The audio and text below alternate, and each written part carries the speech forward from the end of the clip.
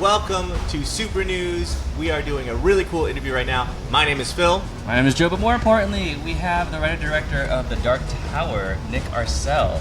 Hi, how's it going? I'm going to shake your hand, even though we already shook hands earlier. Hey, good to meet you. So, you have 22 writing credits. You are the writer-director of Dark Tower, and I really want to talk about The Dark Tower, but I also heard that you are a fan of Comic-Con, and you come to the convention. You've been here before. What's it like for you now? It's kind of crazy because I've been here just a couple of times. Sometimes I just walk around in the convention hall. Mostly I come to meet the comic book writers and artists because I'm a huge comic book fan. and I don't go so much to the movie presentations, but just like blending in, having fun, just being there with some of my friends, some of the fans. And this is the first time I've been here as a sort of professional, I guess. Yeah. So it's kind of weird. I'm having to do these things and like, but it's fun. It's really it's a good thing to do. It's fun. It's like coming home, you know. That's cool.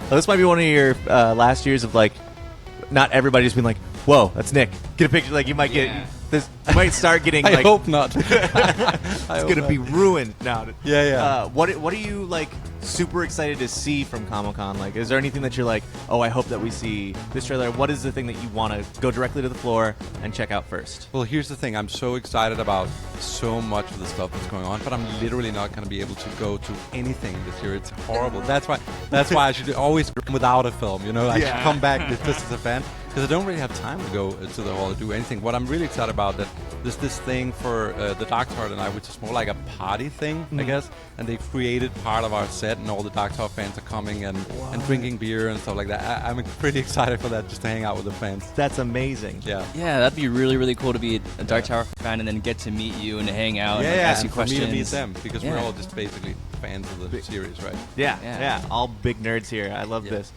So the Dark Tower is coming out really, really soon. It's sort of been like the longest awaited movie, right, for a long time. Like, it's one of the things sort of people are just like, oh, when is this going to get made into a film? And it's always been a challenge. How does it feel to like get to usher that into existence now? It feels very good, but it also feels super daunting, you know, in a way. Like, I remember because I was such a fan of the novels, I was always like, following like the news about now this guy is going to make the movie, and now J.J. Abrams, and now it's Ron Howard, and I was always like, oh my god, how are they ever going to make that into a movie? It's like 8 novels, some of them are thousands of pages long. It's crazy. They're never going to be able to make it, and they're going to ruin my Dark Tower, you know, like. And then at one point it was like, oh, it's never going to happen. I then got to LA. We're starting to work here. Got a script, which I actually thought was super smart, because it was more like an introduction to the world and the characters, right? It wasn't so much trying to get all the mythology into everything. So it's like, man, this could really work. Yeah. And so I was lucky enough to get the job, and now I'm here. I still quite can't believe it, but it's pretty good. That's awesome. I want to ask you about... so when you work on projects, I feel like you're always learning different things from each project you go away, and this is a huge project. Do you learn anything new about directing? And also, how was it working with Matthew McConaughey and Idris Elba? That's insane. Wow. I did learn a lot about directing on this film, because this is my first American film, and the sort of Hollywood system is very different from, you know, where I come from, Denmark, where everything's about auteurs and like you're every decision is yours, you know, like, and here you sort of have to sort of juggle a lot of stuff. Like this obviously there's the novels, there's Stephen King himself, there's the studio people, there's everybody who's like worried about what's this going to be, how's it. So you have to sort of like figure out. It's more like a collaborative experience, I would say, to make a film here, but in a positive way. And then as for working with Matthew and Idris, they're both amazing. They couldn't be more different. Idris is kind of internalizing and like really sort of thinking about the character. We'd talk about it, and then he'd come on set and sort of like just go very quiet and be in character. And then Matthew is kind of like a fireball. Like he's like, so Nik, let's do this, man. Let's go. Hey, I have another idea. Like I have a third idea, a fourth idea. So he just constantly come up with all these cool like lines and ideas. And I was like, wait a minute, I don't know. Wait, okay, maybe do that one, but not this one. Like so, it's kind of very different. But they're both super down to earth. I think I was very lucky to not have sort of like any, you know, they were just both very nice guys. Yeah, so that was good. That's, I mean, they didn't let their egos like get in the way or anything. That's like, right? Yeah, that's awesome. No. That's so. Yeah, no, they're both like everything I've seen either of them in is like they're very just talented artists, and it's cool to hear that they are there's a different ways to be an art professional. Like Matthew McConaughey's, like you just like you're handling a lightning bolt. That's really exactly. cool. Yeah. No, they're both super grounded and very nice.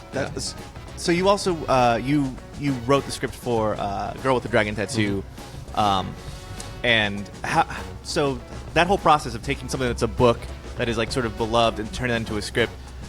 What are some of the challenges there, or like what's your favorite thing about that? Yeah. How is that process? Well, I think that most of all, I always try to find, I always try to go to the core of what the feeling is when I read a book. Like Dragon Tattoo had equally passionate fans, like as the Dark Tower. There was like very passionate, and there was a lot of like, why are you doing this? What's wrong with you, man? And like I was like, I'm just trying to, like get everything in there, and it's the same with the Dark Tower. There's a lot of passionate, really like debaters, and even the novels themselves get debated a lot.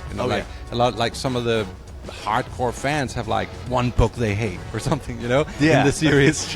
And so what I always try to go to the theme and how I felt when I read the books. Try to be true to the characters and some of the storylines, not necessarily entirely the same story, because I don't think anybody really wants to watch a chapter-to-chapter adaptation. Because then they're just going to get bored and fall asleep. Like, oh, I know this. I've been here.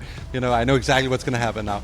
So you got to try to condense and obviously also invite people in who haven't read the books and stuff like that. So that's pretty much my method. That's pretty cool. Yeah, I'm trying to mix universal appeal with the specific appeal of the fans, correct? Which is very important when you're doing a big film like this. Absolutely. I don't know how much you can talk about this, and if you can't talk about it, then don't talk about it. But Dark Towers, are we looking at a Stephen King universe here that's being created, where it's connected in other films, or no? I think there is a kind of a Stephen King, the Kingverse. Kingverse. But the way that we are sort of incorporating that is we're slowly integrating, because King himself really has sort of created it throughout the novels of the Dark Tower novels, the series. He's sort of like integrated worlds from his other books in there. Yeah. Sometimes with characters, sometimes a town or a place or a thing, or an idea. But some of these times we couldn't do that because other people have the rights to that. So we had to sometimes just hint at it. But I think as we go, this is the first film, it's kind of introduction. As they go, I'm pretty sure we can get more and more in there. But I do wish I had like some board meetings with, I don't know, Andy Machete and like some of the other guys that are doing these Stephen King things. Like, can we do some Easter eggs? But we didn't get to do that, unfortunately. Hey, it's still gonna be dope to try to like find those Easter eggs. That's gonna be cool. There's gonna be a lot of them in the film. So you were encountering the Marvel problem of like, oh wait, who's got these right? No, Fox has got these, and exactly. That's so cool. You're like you get to head in this whole universe that is a thing. Now, the books. So this is an interesting question that I sort of had, because this movie is the first book, kind of. Yeah.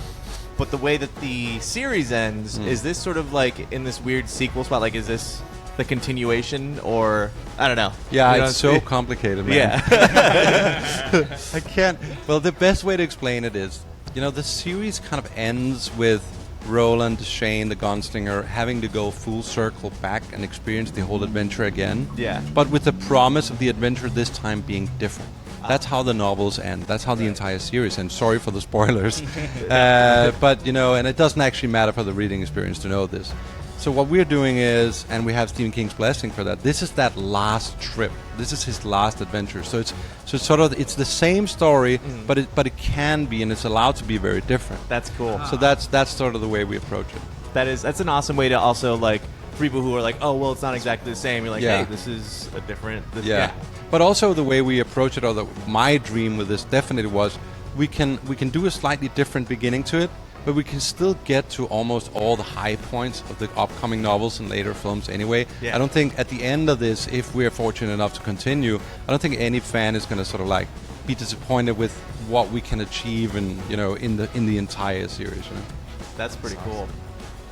That's really, really cool. I wanted to ask you a question about a more general question about your career and how the transition from being a writer to now writer-director, or to directing in general, like how did you manage that, and what was that experience like, I guess? I think, as somebody, I've written way more films for other directors than I've directed myself, and I think that's a really good learning experience, because you write something that you kind of like, and then a director takes it and just makes it into a beautiful piece of art. Yeah. Or you write something that you really like, and a director just turns it into basically crap. So what you get is like, oh, I see what he did there. I see what he did wrong, or she did wrong, or he did. I see what went really right there. That was a beautiful, like, Dragon Tattoo, for instance, is a really good example. I wrote the script. I was pretty happy with it, but I was like, it could probably go either way. It has so many fans. And then Niels, who was the director, cast Noomi Rapace. And as soon as I saw that casting tape, I was like, oh my God, it's going to be awesome. Because he just found the exact right Lisbeth Salander, so that was pretty cool. That is really cool. So I've definitely learned from that. But I have been directing for a lot of years. This is my 5th movie, actually. Nice, yeah. Nice. Quite a few films under your belt. Yeah, That's really, really cool. Now you're a big comic book fan, a big Marvel fan. You were saying it just before we got started here. Yeah. What is there like anything that I'm sure you're going to get this question all day today and forever? But is there any superhero movie you're like, oh man, I would love to get this. I would love to.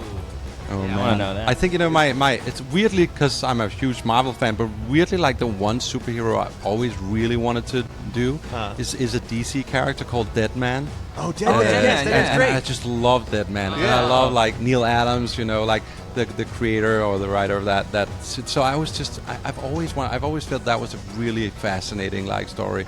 And the way he sort of it's a dead superhero who basically can jump into the bodies of other people. And that's just a cool like ability, I think. That's a really fun and kind of cool thing. And he has like a Boston accent, right? Yeah. Please, other directors, don't take this idea. This is Nick's, okay? Yeah, Back this off. is mine. I have my favorite writer for comic books is Mark Millar. Yeah. And I've never actually met him, so hopefully I get to meet him this convention. But do you have a favorite writer that you've like talked to? Because you said that you like meet the writers that you like, the artists that you like. Well, I actually did meet Neil Adams at one point. I was just like raving, like Deadman. I want to do Deadman. He was like, oh, yeah, sure, man. Like this is a couple of years ago. Like he had no idea who I was. It's like, of course you will. You are. Yes. Good luck with that, man. So that was fun. Yeah, I know. I have quite a lot. I'm sort of like very into Brian Vaughan, but who's not per se a superhero writer, but he did The Runaways from Marvel, which I love. And I love. Actually, I know Jeff Johns a little bit. He's one of my favorite people, and he's a great writer. Like he kind of for me just made Green Lantern like really cool again many years ago. I'm only talking about DC people, aren't I? Yeah, that's cool. I'm a DC reader mostly, I do dig a lot. Jeff Johns sort of relaunched the Rebirth thing, right? That's he did. his baby. Yeah. But basically, like he's behind most of the big stuff that's been happening in DC Comics for the last like 15 years. It's crazy. Yeah, that's so cool. That's really cool. Thank you so much, Nick. So Dark Tower comes out August 4th, correct?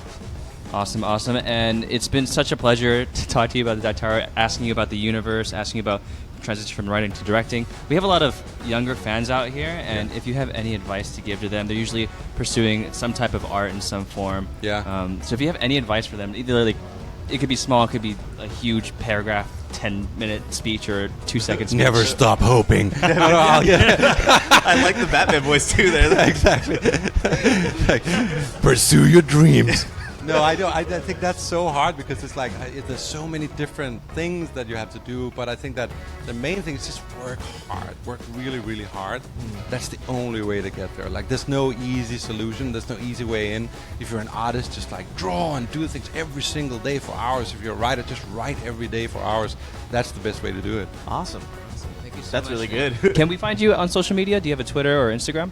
No, I actually don't. I'm so like old school. Ooh, that's mysterious. No, I like I have that. You keep nothing. mysterious. No, it's good. You can avoid the Game of Thrones spoilers. You can avoid movie exactly. spoilers. I get You're none good of that those. way. That's great.